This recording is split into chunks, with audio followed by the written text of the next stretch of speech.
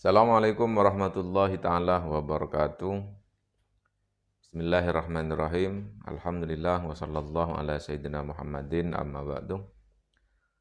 Para semeton Ipari Provinsi Bali, alhamdulillah pada pagi ini mudah-mudahan kita semua senantiasa diberikan kesehatan, diberikan kenikmatan, nikmat ibadah, nikmat ilmu, nikmat zikir, nikmat munajat, dan juga nikmat puasa. Mudah-mudahan puasa kita diberikan menjadi amal ibadah yang mendapatkan rahmat dan ridho Allah Subhanahu wa Ta'ala. Dan saat ini khususnya di Denpasar, ya mungkin kalau kita melihat di beberapa wilayah ya, sedang diguyur hujan, bahkan di Jawa Timur bukan kemarin ya, tadi malam itu ada yang sampai jalannya rusak karena dibawa banjir. Dan di Denpasar sebagian wilayah banjir ya. Mudah-mudahan hujan ini membawa berkah bagi kita semua, kita dihindarkan dari mara bahaya, ancaman, bencana. Mudah-mudahan hujan ini menjadi rahmat bagi kita.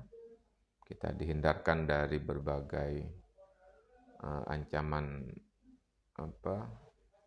banjir yang merusak. Dan mudah-mudahan kita semua dalam lindungan dan rahmat Allah Subhanahu wa Ta'ala. Para semeton Ipari Provinsi Bali, kita akan ngaji. Saya mendapatkan jatah kitab tentang Ri'ayatul bi'a fi syariatil Islam, yaitu menjaga lingkungan dalam perspektif Islam, ya, dalam perspektif Islam. Ya memang beberapa kondisi yang menyebabkan banjir, gempa itu diantaranya karena kita tidak perhatian, tidak peduli dengan lingkungan.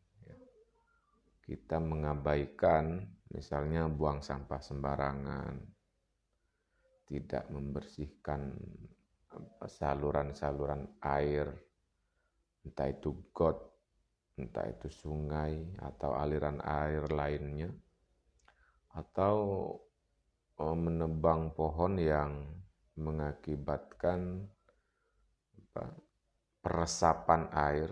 Ya, air itu tidak bisa diserap oleh pohon-pohon, itu karena pohonnya nggak ada ditebang. Nah ini sebagai perhatian bagi kita harus menjaga lingkungan kita harus memperhatikan alam kita, merawat bumi, menjaga bumi, agar kenyamanan, agar ketenangan dalam hidup kita bisa kita rasakan. Karena alam ini mungkin kalau dalam kasat mata kita seolah-olah tidak merespon apa yang kita lakukan kepada alam. Karena kita hanya melihat dari pandangan fisik mata saja. Ya. Kita buang sampah sembarangan, alam kayaknya diem itu kan, lingkungan kayaknya diem. Kemudian tebang pohon sembarangan, seolah-olah tidak ada jeritan atau tidak ada air mata dari pohon itu. Tapi dalam keimanan kita, dalam akidah kita, ternyata Allah Subhanahu wa Ta'ala itu tidak hanya menciptakan makhluk yang memiliki rasa atau indera yang memberikan respon itu tidak hanya manusia, Tapi seluruh makhluknya Allah ini memiliki indera rasa yang bisa merespon terhadap kelakuan-kelakuan dari pihak luar, ya. Misalnya menggunduli hutan, itu respon alam akan kita rasakan ya seperti bencana, seperti gempa, banjir, buang sampah sembarangan, sungainya tersumbat. Banjir ini ya mungkin sebagian orang mengatakan ini takdir, ini sudah ketentuan dari Tuhan. Tapi kembali lagi kepada apa yang menjadi ketentuan Allah yang disebut dengan sunnatullah. Kalau kita melakukan perbuatan yang merusak, itu akibatnya akan menimpa kepada kita semuanya. Maka dalam hal ini kita akan mengkaji tentang bagaimana fikihnya perbuatan-perbuatan manusia terhadap alam itu. Apakah memiliki konsekuensi hukum? Ya, ini kali ini kita akan bahas, yaitu dalam kitab Ri'ayatul Bi'ati fi Syariatil Islami. Ini kitab yang ditulis oleh Syekh Yusuf Al-Qaradawi. Wa amma ilmul fiqhi wa alaqatuhu bi ri'ayatil bi'ati wa himayatiha wal muhafadzati 'alaiha min kulli ma yadurru biha wa yafsiduha fahiya 'alaqatun wa dihatul ma'ala.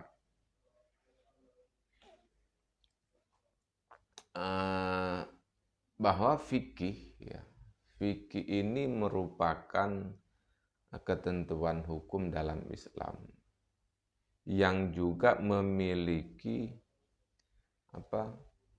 memberikan khitab atau memberikan ketentuan kepada perbuatan-perbuatan seorang mukallaf yang berkaitan dengan alam, dengan lingkungan, ya. Bahwa hubungan manusia dalam menjaga alam, menjaga lingkungan, memperhatikan lingkungan, itu alaqohnya itu ada dua hal, ya. Alaqohnya itu apa? Yang pertama, alaqoh perbuatan, korelasi perbuatan manusia terhadap alam itu kalau mengakibatkan mudarat, itu mendapatkan hukum yang hukum makruh, bahkan bisa haram, ya. Kalau itu menimbulkan mudarat. Kalau menimbulkan manfaat bisa sunnah, bahkan bisa sampai wajib. Tuh. Oleh sebab itu fahiya ala qotun wadihatul ma'ala. Maka korelasi perbuatan manusia terhadap alam atau lingkungan itu memiliki korelasi yang sangat jelas. Korelasinya adalah konsekuensi hukum. Konsekuensi hukum. Kencing sembarangan, tidak membersihkan jalan, sungai, itu ada konsekuensi hukumnya. Ya, ada konsekuensi hukumnya. Fa'ilmul fiqhi huwa al-ilmul ladzi yanzimu ala qatal insani bi rabbih. Wa ala qatal insani bi nafsihi wa ala qatal insani bi usratihi wa mujtama'ihi wa ala qatal insani bil kauni min haulihi wa faqal ahkam syar'iyyatal khamsatal ma'rufata wa hiya al wujubu wal istihbabu wal hurmatu wal karahiyatu wal ibahatu. Maka ilmu fikih, ya, ilmu fikih ini mengatur yang pertama, mengatur hubungan antara manusia dengan Tuhannya. Ya, mengatur antara manusia dengan Tuhannya. Jadi setiap perbuatan manusia ini memiliki hubungan kepada Tuhannya. Ya, memiliki hubungan kepada Tuhannya. Mengatur, fikih itu mengatur bagaimana hubungan manusia dengan Tuhannya. Kemudian wa'ala qatal insani binafsihi, fikih juga mengatur hubungan antara manusia dengan dirinya.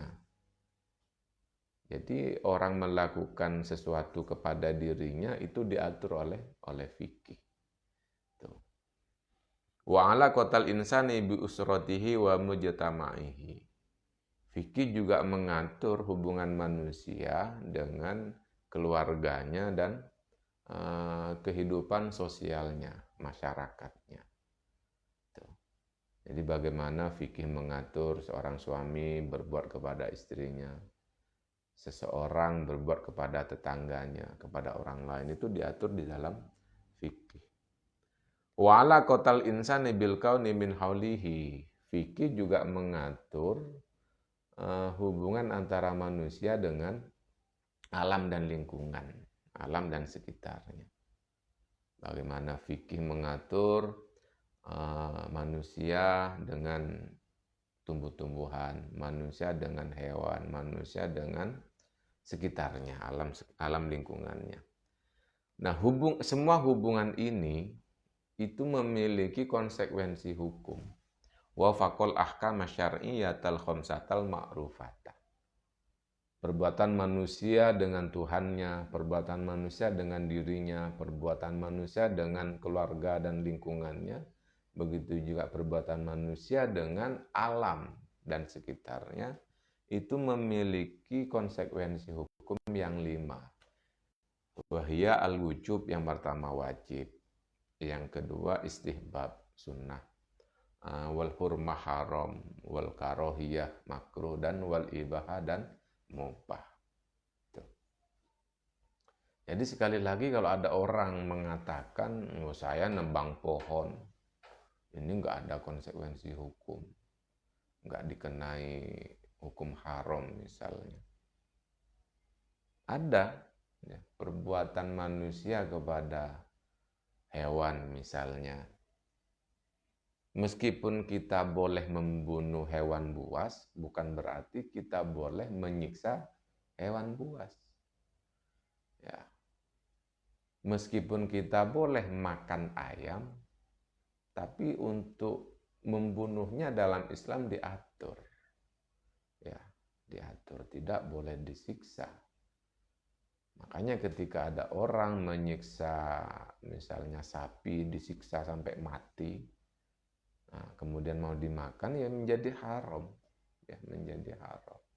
Makanya fikih mengatur bagaimana manusia kepada sapi halal dimakan, ya disembelih. Ya, disembelih. Fikih mengatur manusia dengan ular misalnya. Boleh membunuh, tapi tidak boleh menyiksa. Misalnya menemukan ular misalnya, kemudian dibuat mainan, ya, dibuat mainan, tidak langsung dibunuh. Makanya kebolehan membunuh itu langsung sekaligus, ya, langsung sekaligus, tidak boleh disiksa. Begitu juga manusia dengan lingkungannya. Ketika ada manusia, ada seseorang membiarkan saluran airnya, gotnya itu dibiarkan menumpuk kotor atau membuang sampah di saluran, itu hukumnya haram. Hukumnya haram. Memang sepele, misalnya ada orang membuang sampah plastik, membuang sampah dapurnya, dimasukkan ke got misalnya, kemudian mengakibatkan banjir, yang itu bisa mengakibatkan korban jiwa. Ini yang tidak dipikir. Cuma yang dipikir orang itu, ini kan nggak ada hukumnya, nggak haram ini misalnya. Nggak dipikir bahwa perbuatan yang seperti itu berkonsekuensi kepada hifdzun nafas, ya, menghilangkan jiwa. Ya, menjaga jiwa ini termasuk maqasidus syariah, yang artinya tujuan syariat.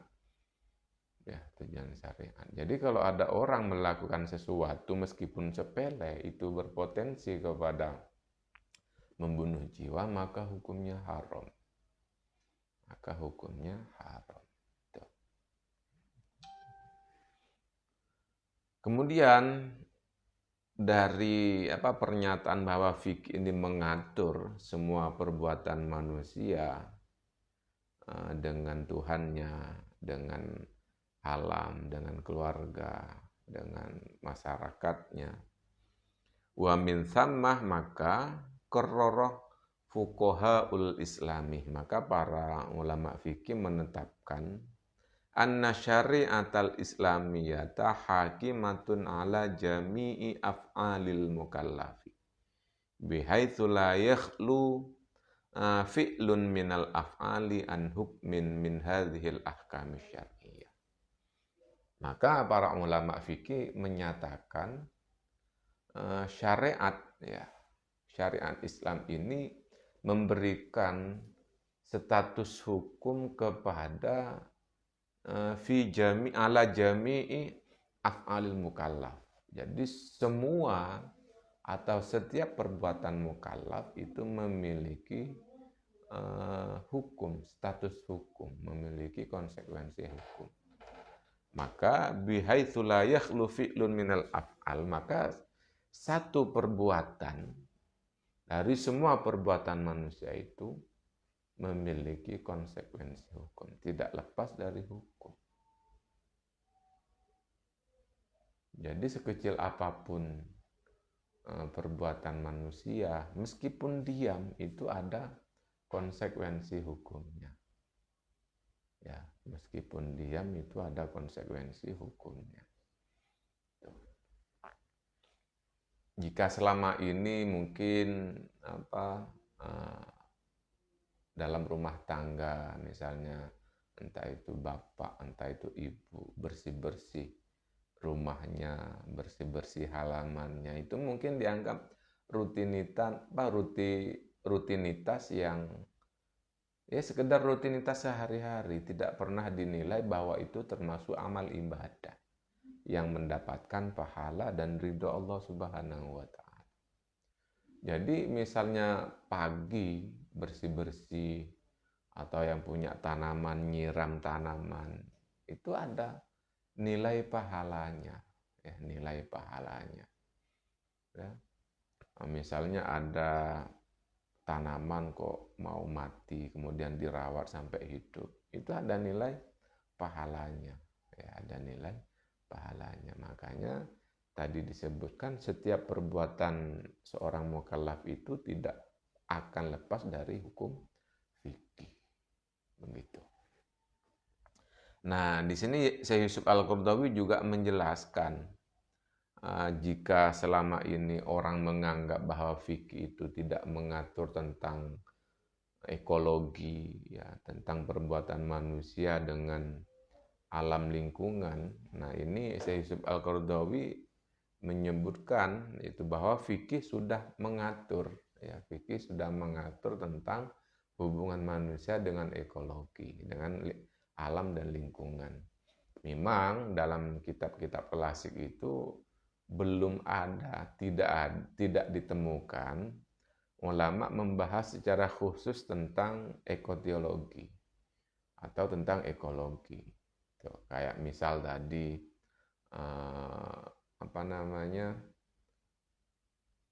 menyiram tanaman, menyiram halaman misalnya, menyiram pohon, itu memang secara fikih tidak disebutkan dalam satu bab misalnya. Nah, tapi Syekh Yusuf Al-Qaradawi ini menjelaskan, ulama itu sudah menjelaskan tentang ekologi dalam fikih. Cuma sifatnya itu masih parsial, masih di mana-mana, tidak disebutkan plek ini membahas tentang ekoteologi atau ekologi. Nah, misalnya Syekh Yusuf Al-Qaradawi menjelaskan fa'awwalu ma yattasilu bil bi'ati minal fiqhi tajiduhu fi kitabit taharati.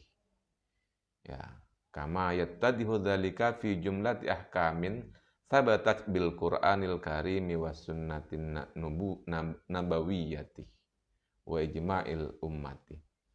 Yang pertama, bahwa fikih ini sudah menjelaskan, sudah menyinggung tentang ekologi, itu dalam bab toharoh, bersesuci, ya, bersesuci.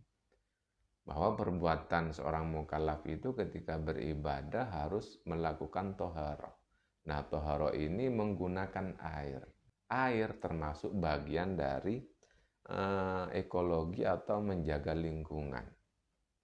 Misalnya, kalau kita tidak menjaga kebersihan air, ya, sungai dibiarkan banyak limbah, kemudian sumber mata air dirusak misalnya, bagaimana kita bisa melakukan taharah, bersesuci jika airnya rusak semuanya?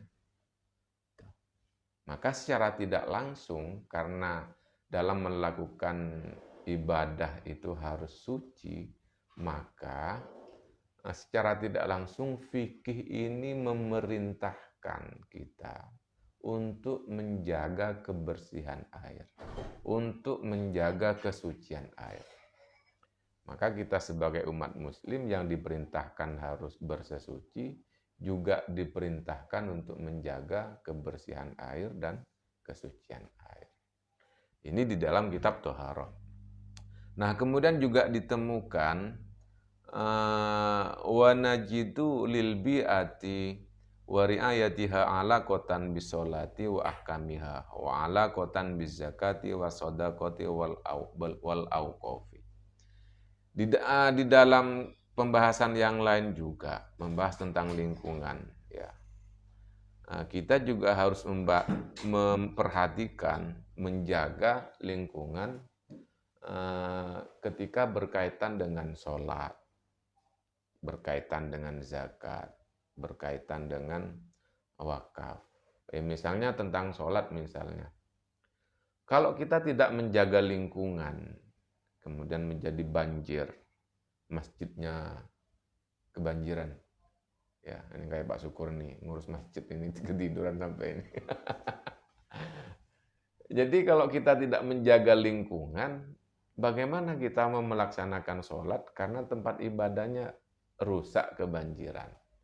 Maka secara tidak langsung, ketika kita harus melaksanakan sholat di suatu tempat, maka kita harus menjaga lingkungan agar tempat itu tetap bisa digunakan untuk beribadah. Kemudian wa najidu lil bi'ati wa ri'ayatiha ala qatan bil haji wal haram wal ihrami wa tahrimi soidi wa qat'in nabatati wa nahwiha mimma yattasilu biha yusamma al bi'atul mahmiyah. Nah, kita juga menemukan bahwa fikih juga membahas tentang lingkungan, menjaga alam dan lingkungan dalam bab haji. Dalam bab haji atau di tanah haram, ya, tidak boleh diharamkan memburu atau membunuh hewan, memotong atau merusak tanaman. Ya. Jadi dalam bab haji sudah dibahas tentang bagaimana fikih mengatur bahwa seorang manusia mukallaf itu tidak boleh memotong pohon, merusak pohon, membunuh hewan. Jadi sebenarnya sudah diatur di dalam fikih. Jadi sekali lagi, orang yang merasa perbuatannya terhadap alam itu tidak ada hukum, konsekuensi hukum, maka mulai saat ini harus disadari bahwa semuanya sudah diputuskan dalam fikih berhubungan atau berkonsekuensi dengan hukum. Buang sampah sembarangan, kencing sembarangan, buang air besar sembarangan.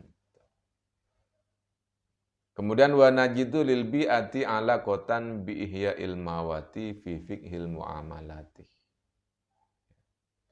Kemudian juga ditemukan di dalam fikih dibahas tentang bab ihya'ul mawat.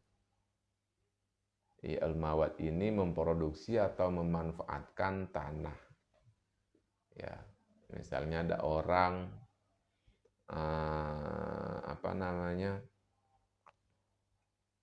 punya lahan, kemudian dimanfaatkan, ditanami pohon-pohonan, ditanami dengan tanaman, entah itu tanaman hiasan atau tanaman yang bisa dihasilkan buahnya, itu mendapatkan konsekuensi hukum berupa kalau itu tanahnya harus dimanfaatkan, kemudian subur, kemudian menghasilkan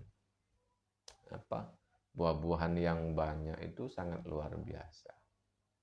Dalam banyak hadis disebutkan orang yang menanam pohon, menanam tumbuh-tumbuhan yang kemudian buahnya bermanfaat, kemudian dicuri oleh manusia, oleh hewan, itu akan menilai sedekah.